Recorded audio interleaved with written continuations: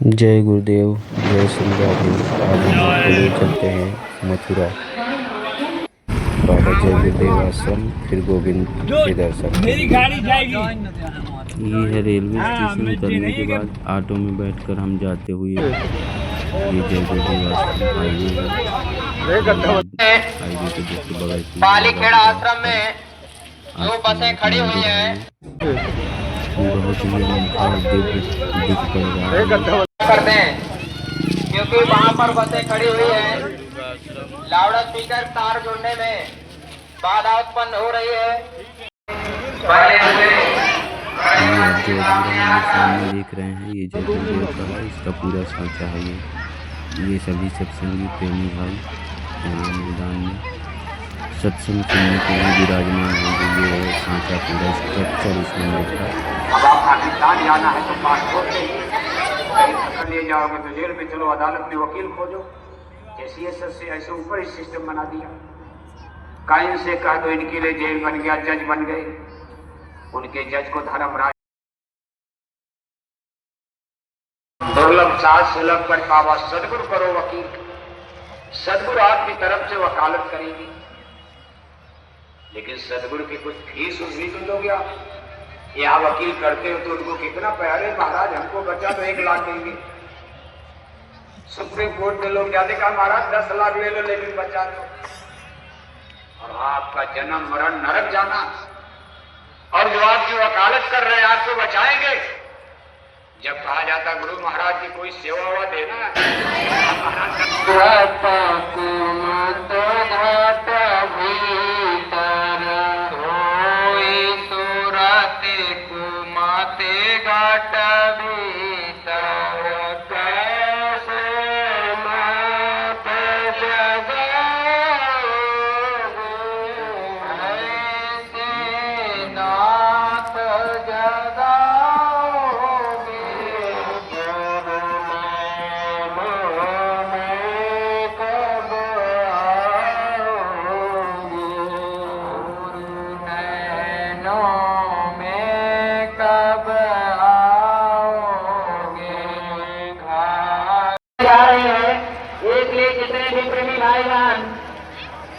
आप लोग यहाँ पर आए हुए हैं। शाहजहांपुर के प्रेमी भाई बहन आज शाम 7 बजे जिला कार्यालय पर पहुंचकर गोष्ठी में जरूर भाग लें। इस गोष्ठी को माननीय राष्ट्रीय उपदेशक राजेश जी संबोधित करेंगे। जय गुरुदेव।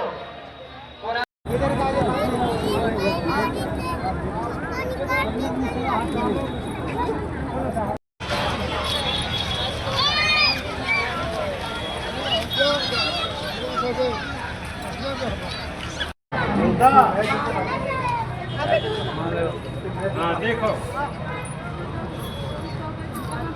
कौन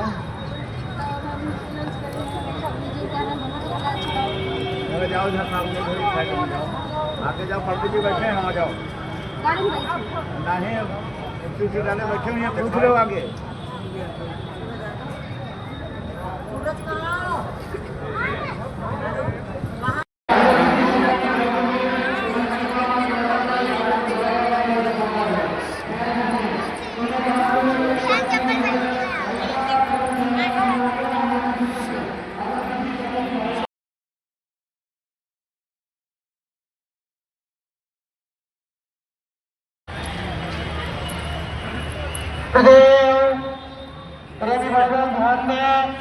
दादा गुरु का मंदिर सामने से, ये यहाँ से अंदर से इंटर होना है।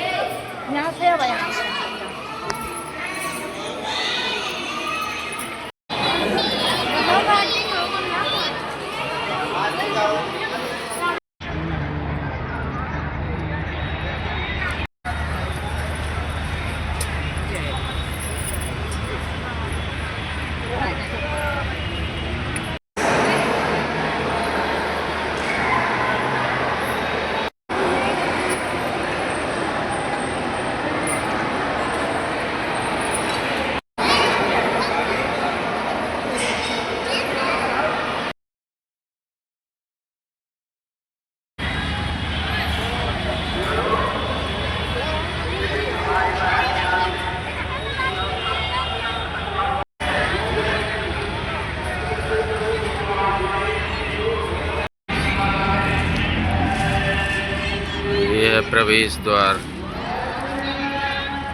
मेन हाईवे से लगा हुआ।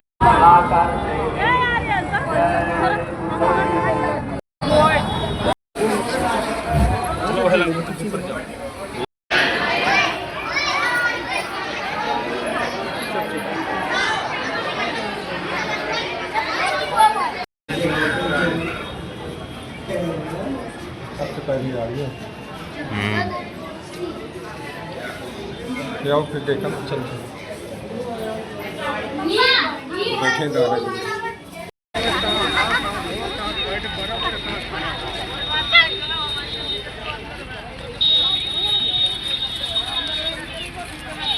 ये सब LED लगी हुई हैं। देव गुरुदेव का मैदान है ये। मेरे सामने मंदिर, ये पूरा पीछे तक लगा हुआ है।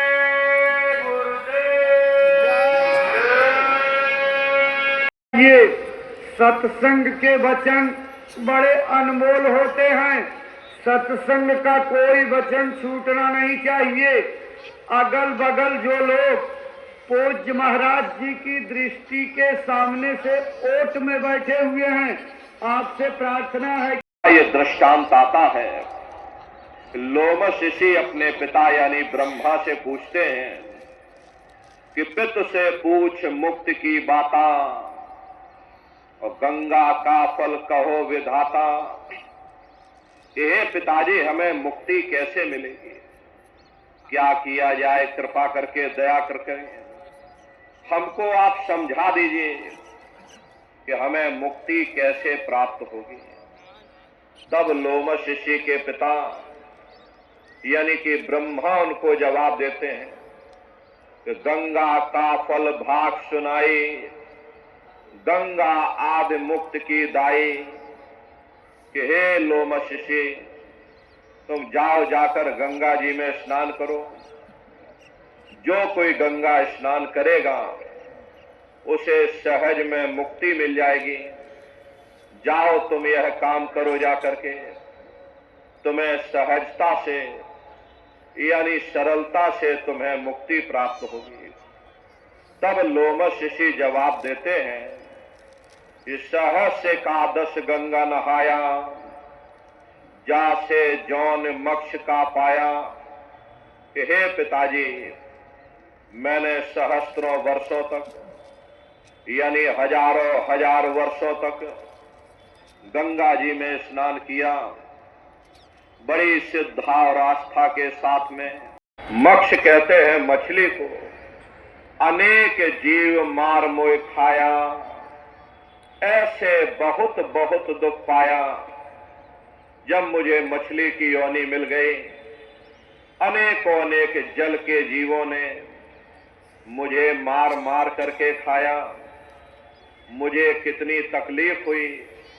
हे पिताजी, एक नहीं जय जय तीरथ शवय नहाए, जल जीव जौन माहि भरमाए। तो जितने भी तीर्थ थे सभी जगह जाकर मैंने स्नान किया, जल में आशा बांधी, जल में मुझको वास मिल गया।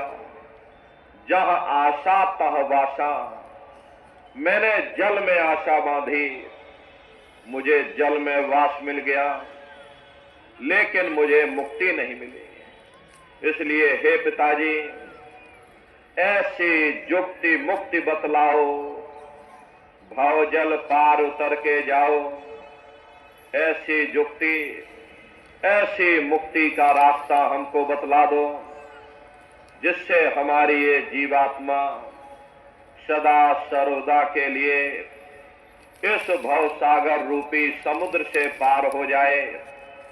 हम हमेशा के देते हैं कि पूजो पत्ती प्रीत लगाई और पीपर में जल ना हो जाए। कि हे लोमश ऋषि, तुम प्रीत लगा करके स्वामी नाम की पत्ती की पूजा करो और पीपर पर जल चढ़ाओ। एक दिया पत्ती पे लावे, सो तो कोटि यज्ञ फल पावे। कि हे लोमश ऋषि, जो एक दिया स्वामी नाम की पत्ती के नीचे रखता है, उसे कोटान कोट यज्ञों का फल प्राप्त होता है। जाओ तुम यह काम करो, तुम्हें सहजता से यानी सरलता से तुम्हें मुक्ति मिल जाएगी, यानी सरलता से तुम्हें मुक्ति मिल जाएगी। तब लोमश ऋषि जवाब देते हैं कि हे पिताजी, सहस वर्ष एकादश कीन्हा, अंत जन्म माखी को लीन्हा। मैंने सहस्त्रों वर्षों तक यानी हजारों हजार वर्षों तक एकादशी का व्रत किया, लेकिन मुझे फल क्या मिला? जब मेरी मृत्यु हो गई तो मुझे मक्खी की योनि में डाल दिया गया। और पुण्य व्रत कीनी बहु तेरा, ताका सुन वर्तंत निवेरा। कि हे पिताजी, मैंने और भी बहुत सारे व्रत किए, लेकिन मुझे मिला कुछ नहीं। प्रथम व्रत एतवार को कीन्हा, याते जन्म चील को लीन्हा। मंगल बहुविधि व्रत रहाई, याते जन्म सुअर को पाई। और पुनि व्रत तीज को कीन्हा, कुकर जन्म ताही से लीन्हा। और पर दोष नेम से कीन्हा, खर को जन्म ताही से लीन्हा। प्रेमी भाई बहनों, अंत में लोमश ऋषि जवाब देते हैं कि अर पुनि व्रत कर झार बनाई, पर मुक्ति हमने नहीं पाई। बड़े साफ शब्दों में उन्होंने अपने पिता यानी ब्रह्मा को जवाब दे दिया। मैंने और भी बहुत सारे व्रत किए, लेकिन मुझे मुक्ति नहीं मिली।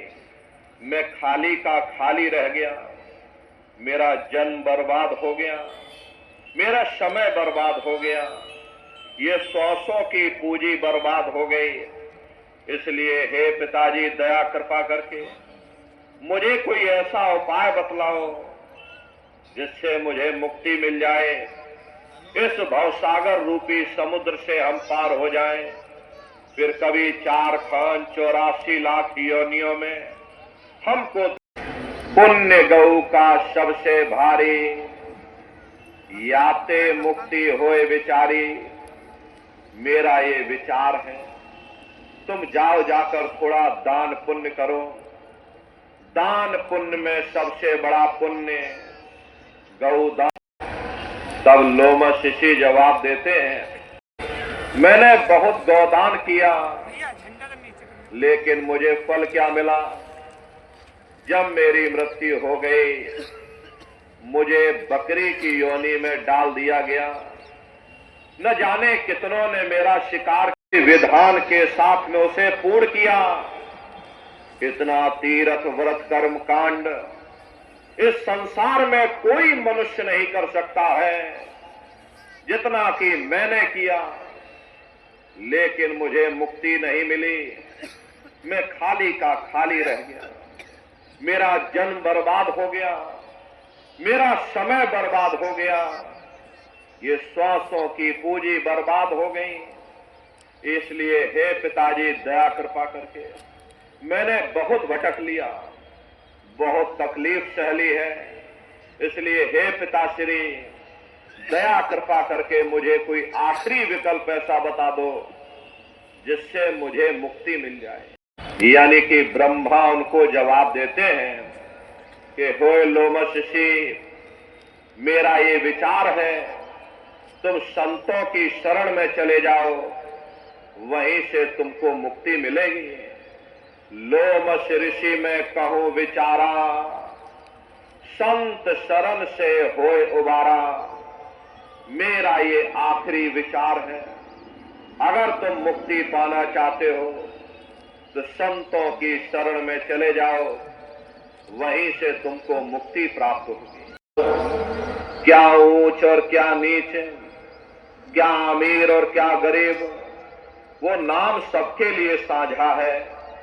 वो हर मनुष्य के अंदर दिन रात धुनकारे दे रहा। वो साधु संतों के अंदर भी गूंजता है, तो वह चोरों ठगों के अंदर भी गूंजता है, वो ब्राह्मणों के अंदर भी गूंजता है, तो वह शूद्रों के अंदर भी गूंजता है। यहाँ किसी कौम का सवाल नहीं, यहाँ किसी मजहब का सवाल नहीं। मजहब है, चाहे हिंदू धर्म हो, चाहे मुसलमान धर्म हो, चाहे सिख धर्म हो, या चाहे ईसाई धर्म हो, जितने भी हमारे मजहब हैं, इनके जितने रीत रिवाज हैं, जितना रहन सहन का तरीका है, जितनी भी शरीयतें हैं, हमें जरूर अलग अलग नजर आती हैं, लेकिन उसके अंदर जो रूहानियत छिपी है, वो रूहानियत असलियत है। वो हर मजहब की तह के अंदर एक ही चीज होती है। संत महात्मा फकीर केवल उस रूहानियत को समझाने के लिए आते हैं। आप तमाम जिंदगी उस रूहानियत का प्रचार करते हैं। रूहानियत और शरीयत का आपस में वैसा ही रिश्ता होता है जैसा कि जेवरों का जेवरों के डिब्बों के साथ होता है। ध्यान और भजन करोगे, बैठ करके आप सभी लोग अच्छी तरह समझ लो, और फिर घर पर जा करके आप लोग अभ्यास करिएगा। तो सबसे पहले देखिए सुमरन कैसे किया जाएगा। सुमरन करने के लिए एक माला और दोनों आंखों के मध्य भाग में अपने ध्यान को रोक करके और दाने दाने पर जय गुरुदेव नाम का उच्चारण करिएगा। हर दाने पर जय गुरुदेव नाम, हर दाने पर जय गुरुदेव नाम, जय गुरुदेव जय गुरुदेव जय गुरुदेव जय गुरुदेव, कुल 108 बार आप लोग करिएगा। दोबारा इसी जगह फिर वापस आ जाओगे। जब आप जय गुरुदेव नाम का उच्चारण करोगे, दोनों आंखों के मध्य भाग में अपने ध्यान को रोक करके और दाने दाने पर जय गुरुदेव नाम का उच्चारण करिएगा। जिसको आप याद कर रहे हो, एक समय ऐसा आएगा वो अंतर में तुम्हारे सामने प्रकट हो जाएगा। उसके स्वरूप को देख लेना, फिर उसी के स्वरूप को याद करके जय गुरुदेव नाम का सुमरन सभी नए प्रेमी भाई बहन करिएगा। दूसरी बार फिर यहीं से जय गुरुदेव नाम का सुमरन, तीसरी बार फिर यहीं से जय गुरुदेव नाम का सुमरन, चौथी बार फिर यहीं से जय गुरुदेव नाम का सुमरन। इस तरह से कुल 8 बार जय गुरुदेव नाम का सुमरन सभी नए प्रेमी भाई बहन करिएगा। और 8 बार करने के बाद में ये माला आप रख देना। प्रेमी भाई बहनों, ये जय गुरुदेव नाम किसी साधारण इंसान का नाम नहीं, ये स्वयं उस अनामी महाप्रभु का नाम है।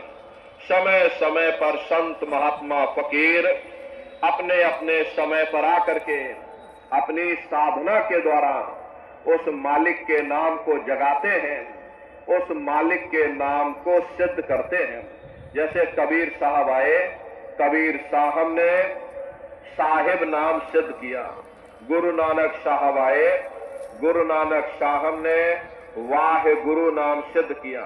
गोस्वामी जी महाराज आए, गोस्वामी जी महाराज ने राम नाम सिद्ध किया। मीराबाई आई, मीराबाई ने गिरधर नाम सिद्ध किया। सूरदास जी महाराज आए तो सूरदास जी महाराज ने श्याम नाम सिद्ध किया। इसी तरह से हमारे गुरु महाराज जय गुरुदेव नाम सिद्ध करके गए। जय गुरुदेव नाम का जहाज लगाकर गए। अगर इस जहाज पर सारी दुनिया बैठेगी, ये जहाज सारी दुनिया को पार करेगा। एक है साध है सब सब है, सब साध है सब जाए।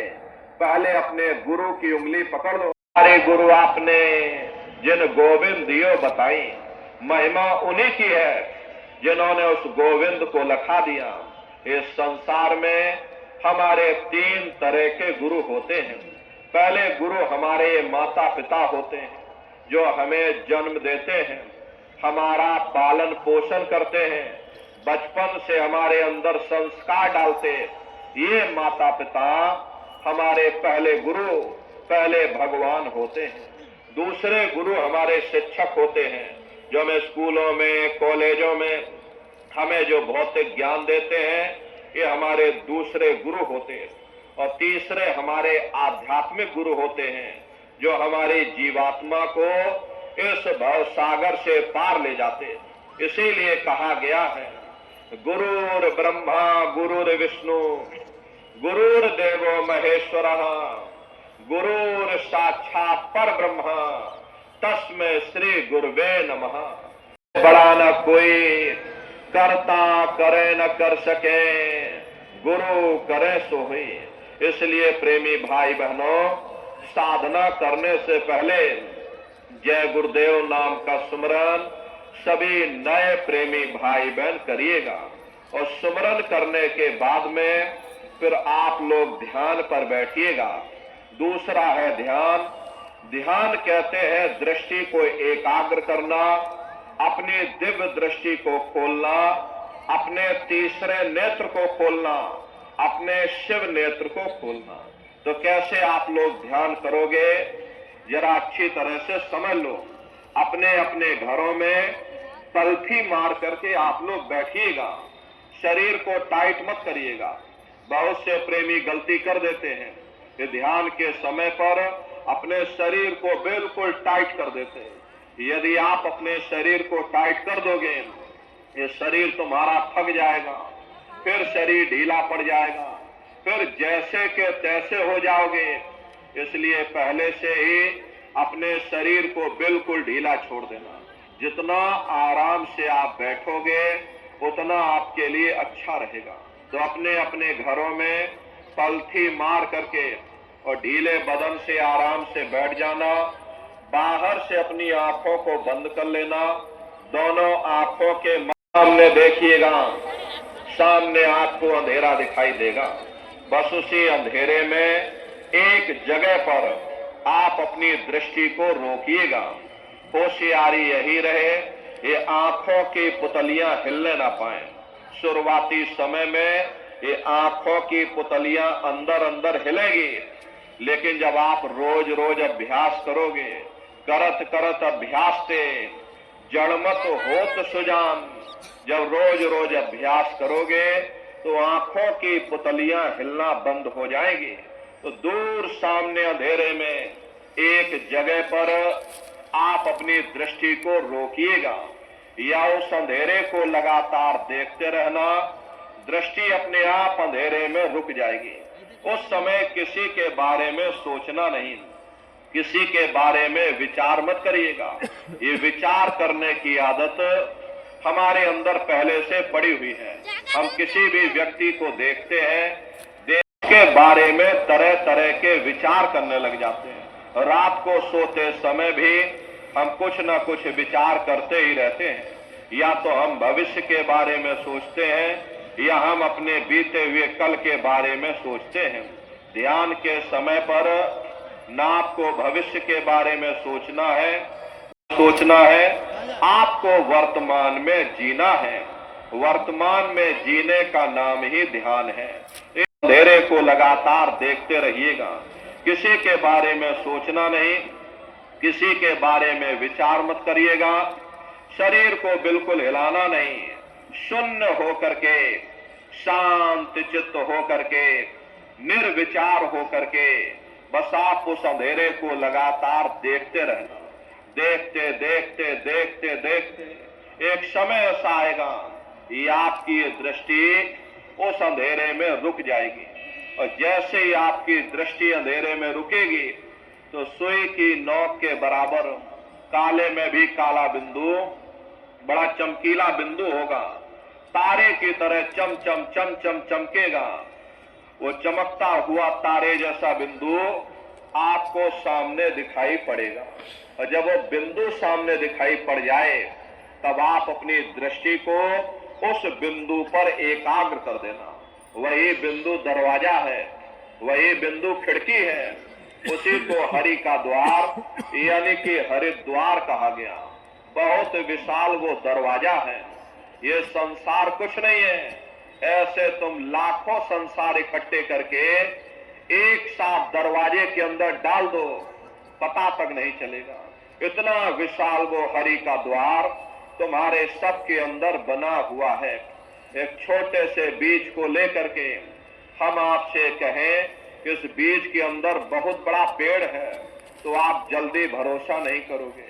लेकिन उस छोटे से बीज को जब आप जमीन में गाड़ दोगे, थोड़ा खाद पानी दोगे, वो बीज अंकुरित हो जाएगा, उसमें से विशाल लताएं भी निकलेंगी, विशाल वृक्ष का रूप भी करने का तरीका एक बार फिर से आप लोग समझ लीजिए कैसे आपको ध्यान करना है।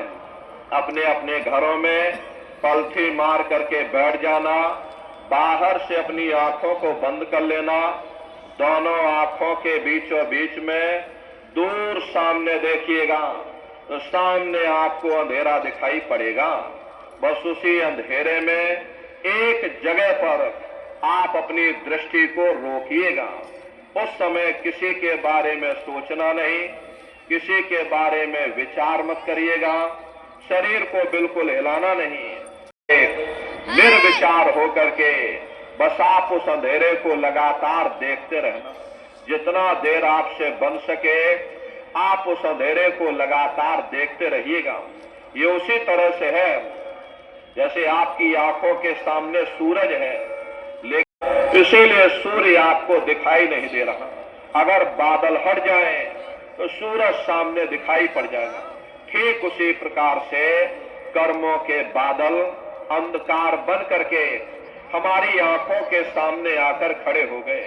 जब आप अपने आंखों की पुतलियों को उस अंधेरे में रोक करके रखोगे तो उसी अंधेरे में सुराख हो जाएगा, सामने आपको चमकता हुआ बिंदु दिखाई पड़ेगा।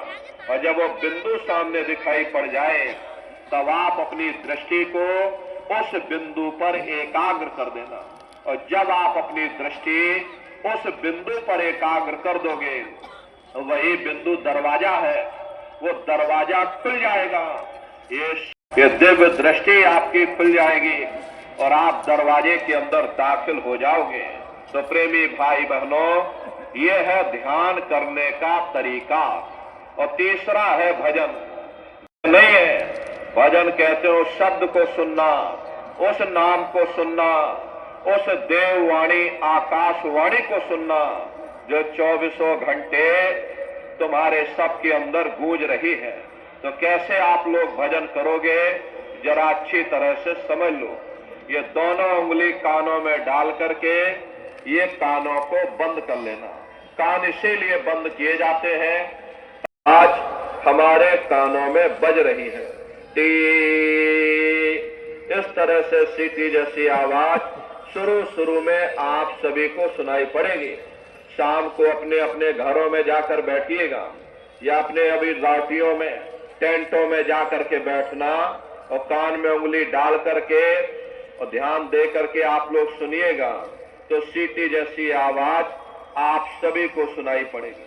करना कुछ नहीं है, लेटे हो चाहे बैठे हो, बस आप उस आवाज को सुनते रहना और सुनते सुनते उसी में लीन हो जाओ।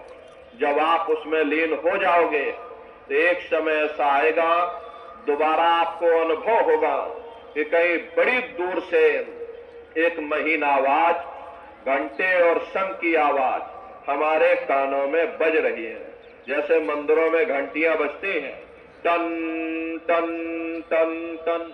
तो बाहर तो आपने ये नकल किया। महात्माओं ने कहा था ये शरीर तुम्हारा सच्चा हरि मंदिर है और इसी हरि मंदिर के अंदर 24 घंटे वो घंटे और शंख की आवाज गूंज रही है। उसी घंटे शंख की आवाज को महात्माओं ने शब्द कहा। अरे आपकी धर्म पुस्तकों में लिखा है, पोथी पढ़ पढ़ जग मुआ, पंडित भया न कोई, ढाई अक्षर प्रेम का, पढ़े सो पंडित हुई।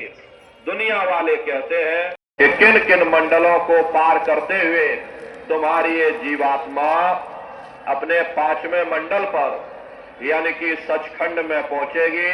तो रास्ते में कौन कौन से देश मिलेंगे, उस देश के कौन कौन से राजा मिलेंगे, तो जरा संक्षिप्त में आप लोग समझ लीजिए। प्रेमी भाई बहनों, जब आप भजन करोगे और जब घंटे और शंख की आवाज को सुनोगे तो उसी घंटे संग की आवाज को पकड़ करके ये जीवात्मा ब्रह्मांडों की चढ़ाई करती है। पलक झपकते है जीवात्मा खरबों योजन ऊपर चली जाती है। ये चांद सूरज सितारों को पार करने के बाद में सबसे पहले जो आपको लोक मिलेगा उसे महात्माओं ने शिवलोक कहा। शिवलोक तमोगुणी स्थान है, वहां के मालिक शिव जी हैं। वो पार्वती जी के साथ में उस लोक में विराजमान हैं। चैतन्य धार जो ऊपर से नीचे आ रही, जिसे महात्माओं ने गंगा कहा, वे अपना केंद्र बिंदु शिवलोक को बनाती है। इसीलिए शिव जी की जटा में ये गंगा दर्शाई जाती है। इस लोक में असंख्य जीवात्माएं रहती हैं। ये सभी जीवात्माएं शिव स्वरूप में मौजूद होती हैं। जब प्रत्यक्ष दर्शन करोगे तो आपका स्वरूप भी शिव के समान यानी शिव स्वरूप हो जाएगा। शिव जी का दर्शन करने के बाद में फिर घंटे शंख की आवाज को पकड़ करके फिर जब आप ऊपर चढ़ोगे उसी के ऊपर ब्रह्मा जी का लोक आएगा। ब्रह्मा जी का लोक वो रजोगुणी स्थान है। वहां के मालिक ब्रह्मा जी हैं। वो गायत्री, सावित्री और सरस्वती के साथ उस लोक में विराजमान है। देखो प्रेमी भाई बहनों, घंटे और शंख की आवाज को पकड़ करके रखना पड़ता है। यदि आपने उस आवाज को वहां छोड़ दिया तो सेकंड भर आपको नहीं लगेगा, धड़ाम से आप अपने शरीर में वापस लौट आओगे और इन बाहरी आंखों को खोल दोगे। इसीलिए शब्द को पकड़ करके रखना पड़ता है। शब्द सीढ़ी है, शब्द रस्सी है, जिसको पकड़ करके ये जीवात्मा नीचे से ऊपर की ओर चढ़ती है। तो ब्रह्मा जी का दर्शन करने के बाद में फिर शब्द को पकड़ करके फिर जब आएगा विष्णु लोक, मालिक विष्णु जी हैं। उनका बड़ा मनमोहक स्वरूप है। उनकी 4 भुजाएं हैं और चारों भुजाओं में शंख, गदा, पद्म और चक्र सुशोभित है। और आप क्षीर सागर में लक्ष्मी जी के साथ विराजमान हैं। ये तीनों देवता ब्रह्मा, विष्णु और महादेव अपने अपने लोक में बैठ करके राज कर रहे हैं। एक रचयिता है जो हम वो आद्या महाशक्ति का लोक आता है, उसी को देवी दुर्गा का लोक कहा जाता है। प्रेमी भाई बहनों, आप लोग यहाँ 9 दुर्गे मनाते हो। अभी प्रेमी भाई बहनों, जब नवरात्रि आई थी, सब लोगों ने अपने अपने गांव क्षेत्र में देवी दुर्गा की मूर्ति बनाई, व्रत रखा, उपवास रखा, देवी दुर्गा की पूजा की। ये तो आपकी श्रद्धा है, आपकी आस्था है। जब तुम देवी दुर्गा का दर्शन कर लोगे तब सही मायने में तुम्हारी 9 दुर्गे पूजा सफल होगी। देवी दुर्गा का दर्शन करने के बाद में तुम्हारी भौतिक मनोकामनाएं पूर्ण हो जाती हैं। साधक को रिद्धि, सिद्धि और शक्तियां मिल जाती हैं। उन राजधानी आपको मिलेगी, जिसे महात्माओं ने सहस दल कवल कहा। वो राजधानी है। जैसे प्रेमी भाई बहनों, आपके उत्तर प्रदेश की राजधानी लखनऊ है और प्रेमी भाई बहनों, ये मथुरा आपका जिला है। इसी तरह से वो सहस दल कवल राजधानी है। राजधानी का जो मालिक है वो निरंजन भगवान है। ये ब्रह्मा, विष्णु, महादेव ये निरंजन भगवान के ही पुत्र हैं। और ये आद्या महाशक्ति देवी दुर्गा ये निरंजन भगवान की अर्धांगिनी है। और निरंजन भगवान स्वयं तीनों लोकों के मालिक हैं। उन्हीं को त्रिलोकीनाथ कहा जाता है। ये वही त्रिलोकीनाथ है जिन्होंने तपस्या करके वरदान के रूप में सत्पुरुष भगवान से जीवात्माओं का छोटा सा भंडार मांग लिया। ये वही त्रिलोकीनाथ है। इन्हीं को त्रिलोकीनाथ कहा जाता है। हिंदू इन्हीं को परमात्मा कहते हैं, मुसलमान इन्हीं को खुदा कहते हैं, ईसाई इन्हीं को गॉड कहते हैं। ये जल एक है। जल को चाहे आप पानी कह लो, चाहे वाटर कह लो, चाहे आप नीर कह लो। इसी तरह प्रेमी भाई बहनों, वो परमात्मा एक है। हम लोग लफ्जों के झगड़े में उलझे हुए हैं। घंटे और शंख की आवाज जो हर इंसान के अंदर गूंज रही, वो आवाज उन्हीं के मुखार बिंद से हो रही है। निरंजन भगवान का जो स्वरूप है वो ज्योतिष स्वरूप है। हजार बातें की अखंड ज्योति वहां पर बराबर जल रही है। अरे हम आप यहाँ ज्योत जलाते हैं, इस ज्योति में तेल की जरूरत पड़ती है, बाती की जरूरत पड़ती है। तेल बाती खत्म हो जाए, ज्योति तुम्हारी बुझ जाएगी। लेकिन वो अखंड ज्योति वहां पर ऐसी जल रही जिसमें ना तेल की जरूरत है और ना बाती की जरूरत है।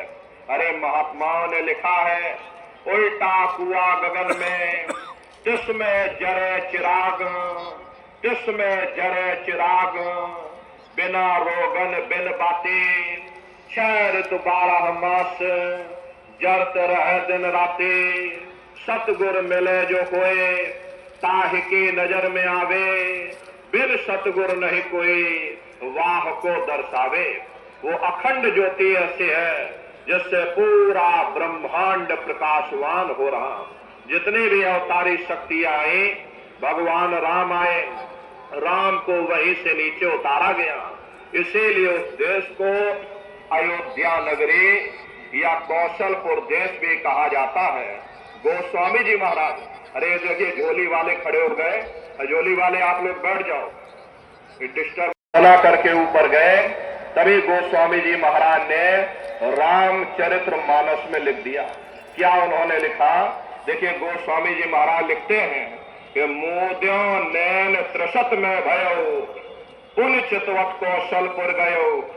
जब मैंने अपने बाहर की आंख बंद की, मेरी अंतर की आंख खुल गई और मैं क्या देख रहा हूं, मैं कौशलपुर देश में पहुंच गया। मोह विलोक राम मुस्काई, मुझे देख करके भगवान राम प्रसन्न हो गए। उन्होंने ऊपर जाने का मुझे रास्ता दे दिया। मैं ऊपर जा करके क्या देख रहा हूं, उधर माज सुनंडज राया, देखे बहु ब्रह्मांड निकाया, अति विचित्रता लोक अनेका, रचना अधिक एक टेका। विचित्र विचित्र भांत के वहां पर लोक बने हुए, एक से बढ़कर एक सुंदर सोने के महल बने जिनकी शोभा अवर्णीय है। प्रेमी भाई बहनों, वो असली अयोध्या नगरी है, वो भगवान राम का असली देश है। राम जी का दर्शन करने के बाद में फिर तुम्हारी यही जीवात्मा दूसरे मंडल की आवाज को पकड़ करके फिर दूसरे मंडल की चढ़ाई करती है। शाम तज श्वेत को गहना, सुरत को तान धुन सुनना, पंख के द्वार धस बैठो और त्रिकुटी जाय कर लेना। उसी के ऊपर दूसरा देश आता है जिसे महात्माओं ने त्रिकुटी देश कहा। वहां के जो मालिक हैं वो ब्रह्म है। वहीं से मन और माया की उत्पत्ति हुई। वहीं से 3 गुण, रजोगुण, तमोगुण, सतोगुण, तीनों गुणों की उत्पत्ति वहीं से हुई। ये जो आपके वेद हैं, वेदों को सारी दुनिया, प्रेमी भाई बहनों, वेदों की भी उत्पत्ति उसी स्थान से हुई है। महात्मा कहते हैं, वे त्रिकुटी महल में विद्या सारा, घनहर गरजे बजे नगारा, लाल वरन सूरज उजियारा। वहां पर 2 धुनें, बादलों की गर्जन और मृदंग की आवाज उस लोक में गूंजती रहती है। जैसे पहले स्थान पर भगवान राम के देश में घंटे और शंख की आवाज गूंजती है, ऐसे दूसरे मंडल पर यानी कि ब्रह्म के देश में बादलों की गर्जन और मृदंग वहां पर बजता रहता है। ओम का जाप बराबर वहां होता रहता। ब्रह्म का जो स्वरूप है, लाल वरण सूरज उजियारा। ये सूरज कुछ नहीं है। ऐसे तुम लाखों लाख सूर्य इकट्ठे करोगे तो वहां का एक सूर्य बनेगा।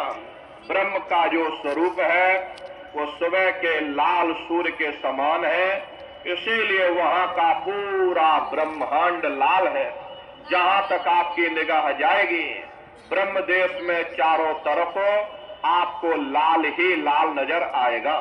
महात्मा जब साधना करके वहां पहुंचे तभी महात्माओं ने लिख दिया, लाली मेरे लाल की, जित देखो त लाल, लाली देखन में गई और मैं भी हो गई लाल। वो पूरा ब्रह्मांड ही लाल है। तो जितने साधक वहां पहुंच जाते हैं उन सभी को योगेश्वर कहा जाता है। योगेश्वर की पदवी उन्हीं को मिलती है जो ब्रह्म स्थान तक पहुंच रखते हैं। जैसे व्यास जी हुए, वशिष्ठ जी हुए, वाल्मीकि जी हुए, इन सब की पहुंच वही तक थी। इसीलिए कहा गया कि वाल्मीकि भय ब्रह्म समाना। जब इनकी जीवात्मा वहां पहुंची, जब इन्होंने उनका स्वरूप का दर्शन किया, इनका स्वरूप भी ब्रह्म के समान यानी कि ब्रह्म स्वरूप हो गया। तो जितने साधक वहां पहुंच जाते उन सभी को योगेश्वर कहा जाता है। योगेश्वर भगवान श्री कृष्ण उसी देश में वास करते हैं। ये जो ब्रह्म देश है वो श्री कृष्ण भगवान का ही देश है और श्री कृष्ण भगवान वहीं पर रहते हैं। ये बाह प्रेमी भाई बहनों, ये जो आप जन्माष्टमी मनाते हो ये तो आपकी श्रद्धा है, आपकी आस्था है, लेकिन महात्माओं ने कहा था भाई सही मायने में तुम जन्माष्टमी कब मनाओगे? जब तुम्हारी ये जीवात्मा 5 तत्व जल पृथ्वी अग्नि वायु आकाश और 3 गुण रजोगुण तमोगुण सतोगुण 5 तत्व 3 गुणों से परे होकर के ब्रह्म देश में पहुंच करके जब तुम कृष्ण भगवान का दर्शन कर लोगे तब सही मायने में जन्म अष्टमी मनाई जाएगी। वहां कृष्ण भगवान का दर्शन करने के बाद में फिर तुम्हारी यही जीवात्मा तीसरे मंडल की आवाज को पकड़ करके और तीसरे मंडल की चढ़ाई करती है। आगे पहुंचे सुन झंकार, ररंकार धुन सुनी पुकार, आगे श्वेत सुन है भाई, मान सरोवर बैठ नहाई। उसी के ऊपर तीसरा देश आता है जिसे महात्माओं ने सुन्न देश कहा, उसी को रारंग देश कहा जाता है, उसी को अक्षर और नेति कहा जाता है। वहां के जो मालिक हैं वो रारंग पुरुष यानी कि पर ब्रह्म पुरुष है। वहां किंगरी और सारंगी 2 धुनें उस लोक में गूंजती रहती हैं और पर ब्रह्म पुरुष का जो स्वरूप है वो पूर्णमासी के चंद्रमा के समान बड़ा ही मनमोहक स्वरूप है। इसी स्थान पर प्रेमी भाई बहनों एक बहुत बड़ा अमृत का सरोवर बना हुआ जिसे महात्माओं ने मान सरोवर कहा। जब तुम्हारी ये जीवात्मा उस मान सरोवर में जाकर स्नान कर लेगी तो जन्म जन्मांतरों के तुम्हारे मैले पाप कर्म साफ हो जाएंगे। अरे यहाँ के पानी से तुम्हारे कर्मों की सफाई नहीं होने वाली, ये बाहर का पानी तुम्हारे शरीर के मैल को धो सकता, लेकिन जो पापों का मैल है, जो अंतःकरण में कर्मों की गंदगी जमा है, वो जब साफ होगी जब आप तीसरे मंडल पर पहुंच करके उस गंगा में डुबकी लगाओगे।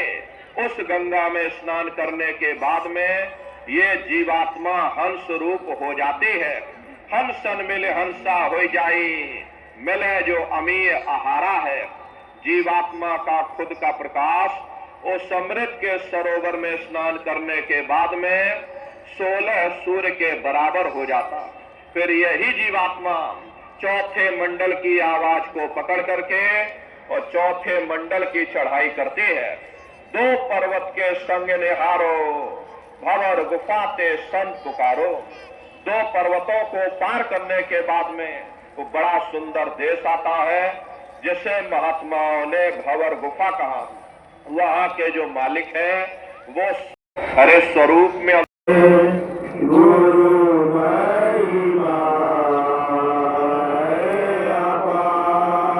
सब प्रेमी मेला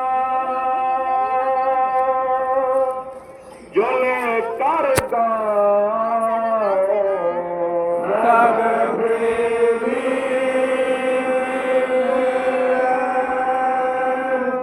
जो ले कर सब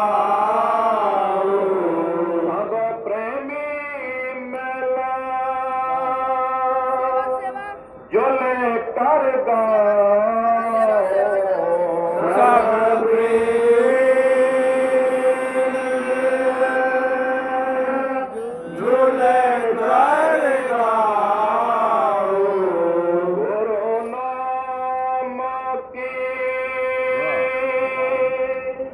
धूम मचाओ